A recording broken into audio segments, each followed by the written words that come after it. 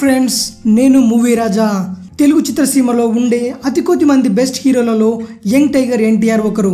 Acting, dancing, emotional ఇలా అన్నింటిలోనూ పూర్తి ప్రతిభ కనబరిచి ప్రేక్షకులను మెప్పిస్తాడు. ముఖ్యంగా ఇతని డైలాగ్ డెలివరీ స్టైల్ చాలా డిఫరెంట్. డైలాగ్ ఎంత పెద్దదైనా సరే మధ్యలో ఏమాత్రం తడపడకుండా స్పష్టంగా అర్థమయ్యేలా చాలా ఎనర్జెటిక్గా చెప్తాడు.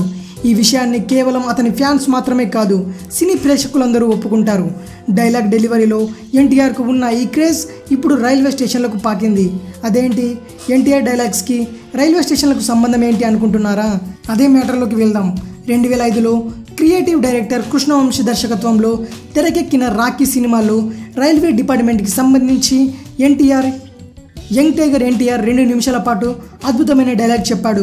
ఆ ఒక్క డైలాగ్లోనే రైల్వేలు ఎన్ని విభాగాలు ఉన్నాయి, అందులో పనిచేసే వారు ఎన్ని కష్టాలు పడతారు, ఇంకా తదితర అంశాలను ఎన్టీఆర్ వివరిస్తాడు. ఇందులో ఎన్టీఆర్ చెప్పినవన్నీ నిజాలే కాబట్టి ఈ డైలాగ్ రైల్వే డిపార్ట్మెంట్ ఉపయోగపడుతుందని ఎన్టీఆర్ అభిమాని అయిన సలీం భావించాడు. వెంటనే సెంట్రల్ రైల్వే వారికి ఈ డైలాగ్ పంపాడు.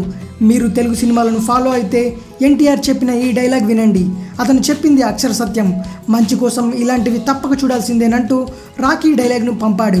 ఈ విధంగా సలీం పంపిన రాఖీ డైలాగ్ని వీక్షించిన రైల్వే డిపార్ట్మెంట్ అధికారులు దానికి ఫిదా అయిపోయారు.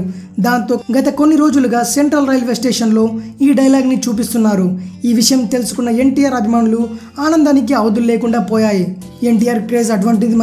మరిన్ని మూవీ న్యూస్ కోసం రిమిక్స్ కింగ్ ఛానల్ని సబ్స్క్రైబ్ చేయండి. Thanks for watching. బాయ్.